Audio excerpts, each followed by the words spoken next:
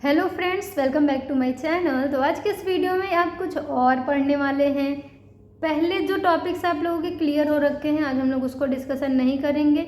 आज हम लोग कुछ और क्वेश्चंस जो कि आपने नहीं पहले सुना है उस पर डिस्कशन करेंगे।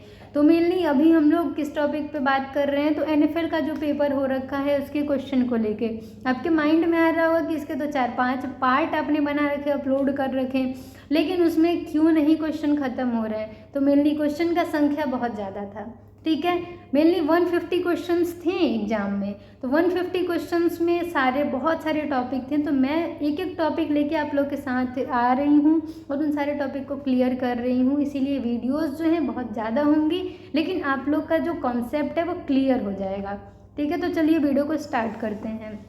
तो मेनली आपको उस एनेस्थेटिक का नाम बताना है जिन्होंने फर्स्ट टाइम ईथर को यूज करा था, ठीक है।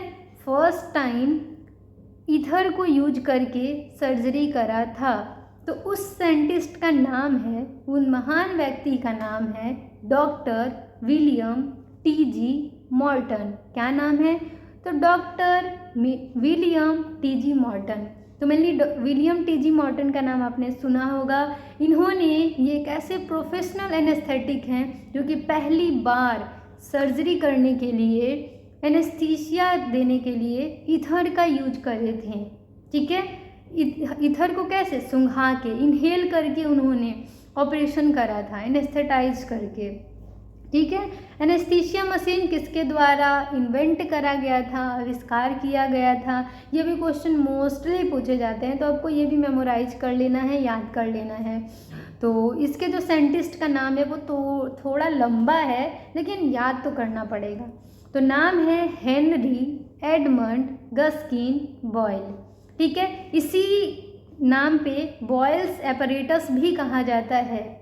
एनेस्थीसिया वर्क स्टेशन को, एनेस्थीसिया मशीन को बॉयल्स एपरेटस भी कहा जाता है, क्योंकि इनके साइंटिस्ट ही हैं हेनरी एडमंड गस्किन बॉयल। ये आविष्कार कब करे थे, किस साल करे थे? तो 1917 में, 1917 में ये जो साइंटिस्ट हैं उन्होंने एनेस्थीसिया मशीन का आविष्कार किया था, ठीक है। तो मेनली जो है एनेस्थीसिया वर्क स्टेशन का करंट स्टैंडर्ड क्या है, ठीक है। तो एक नंबर है, उसको आपको याद करना है। मुझे भी ये क्वेश्चन कहीं से मिल गया था, तो मैंने सोचा आप लोगों के साथ शेयर कर दूं। तो मेनली क्वेश्चन है the current standard for anaesthesia work station is, तो आंसर होगा F1850, यानी F1850। इसको हो सके तो नोट कर लीजिए कि जो करंट स्टैंडर्ड है एनेस्थीसिया वर्क स्टेशन के लिए वो F1850 है, F1850 है। तो अब हम लोग देखते हैं एक और टॉपिक जिससे क्वेश्चन आ रखे थे। जो सर्जिकल साइट इन्फेक्शन है वो बहुत ज़्यादा इम्पॉर्टेंट टॉपिक है और इससे भी क्वेश्चन आ रखे थे। तो मेनली हम लोग इसको देखेंगे कि कितने तरीके के सर्जिकल साइट इन्फेक्शन होते हैं। तो क्वेश्चन क्या रखा था, सबसे पहले ये देखते हैं। तो उसमें क्वेश्चन था कि इन्फेक्शन अगर फेसिया और मसल लेयर्स में हो तो वो उसको क्या नाम देंगे? अगर इन्फेक्शन फेसिया में और मसल्स के लेयर में हो तो उसको आप क्या नाम देंगे? किस तरह का सर्जिकल साइट इन्फेक्शन होगा? तो मेनली इसे हम लोग deep incisional surgical site infection कहेंगे। डीप इंसिजनल SSI के नाम से भी आप इसे बोल सकते हैं। इसमें फेसिया में और मसल के लेयर में इन्फेक्शन होगा।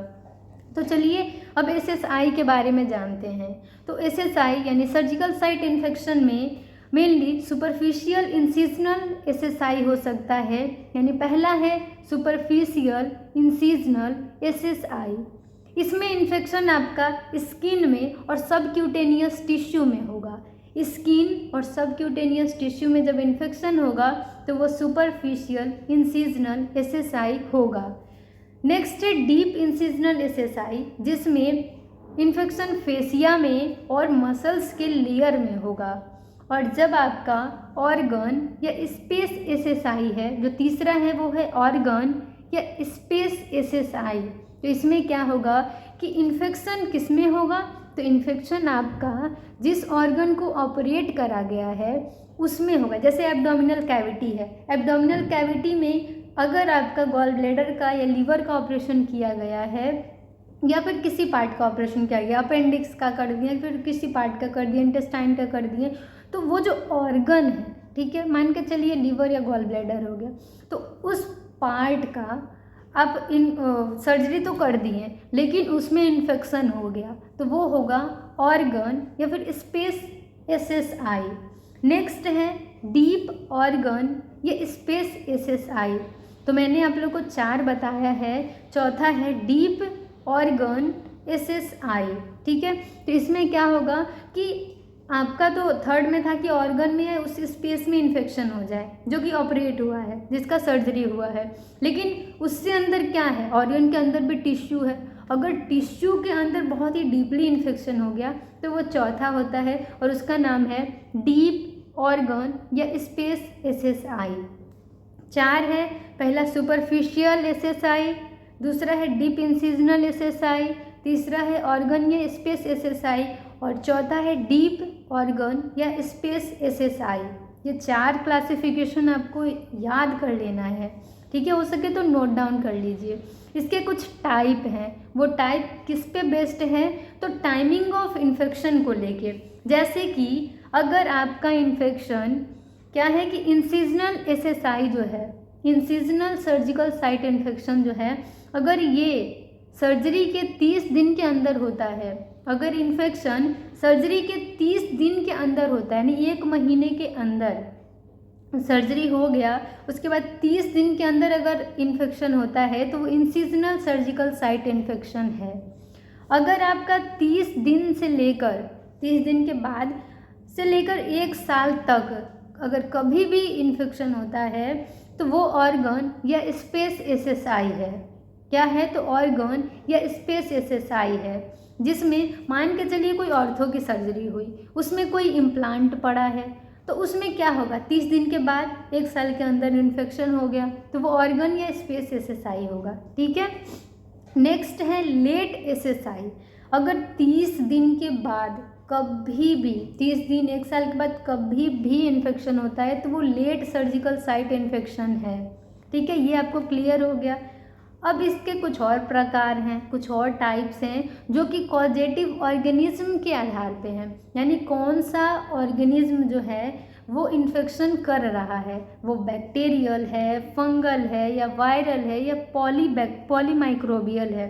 4 है, बैक्टीरियल, वायरल, फंगल, पॉलीमाइक्रोबियल। 4 हैं कॉजेटिव ऑर्गेनिज्म के बेसिस पे सर्जिकल साइट इन्फेक्शन के टाइप।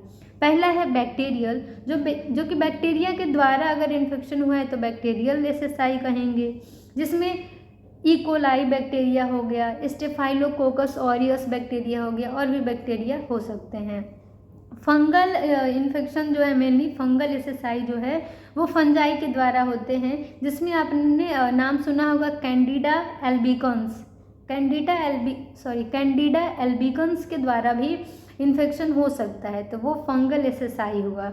अब है वायरल SSI, जो कि हर्पीज सिम्प्लेक्स जैसे वायरसेस के द्वारा इन्फेक्शन कर दिए जाते हैं, ठीक है। तो ये जो वायरस हैं, हर्पीज सिम्प्लेक्स वायरस या फिर और भी वायरस होते हैं, तो अगर वायरस के द्वारा इन्फेक्शन हो रहा है तो वायरल SSI कहेंगे। नेक्स्ट है पॉलीमाइक्रोबियल SSI, तो मल्टीपल ऑर्गेनिज्म के द्वारा, जैसे बैक्टीरिया भी है, फंजाई भी है, वायरस भी है, सब अगर इन्फेक्शन कर दिए तो वो है पॉलीमाइक्रोबियल SSI। तो चलिए इस वीडियो को यहीं पे एंड करते हैं। वीडियो क्योंकि लॉन्ग होगा तो आप लोग बोर होंगे, तो मिलते हैं नेक्स्ट वीडियो में। Thank you for watching my video. Channel पे नए हैं तो अभी चैनल को सब्सक्राइब कर लीजिए, बेल आइकन को प्रेस कर लीजिए ताकि आपको सारी लेटेस्ट वीडियो की अपडेट्स मिलती रहें। तो अगर कुछ भी कन्फ्यूज़न हो, डाउट हो, किसी टॉपिक पे वीडियो चाहिए तो कमेंट ज़रूर करें। मिलते हैं नेक्स्ट वीडियो में। Thank you.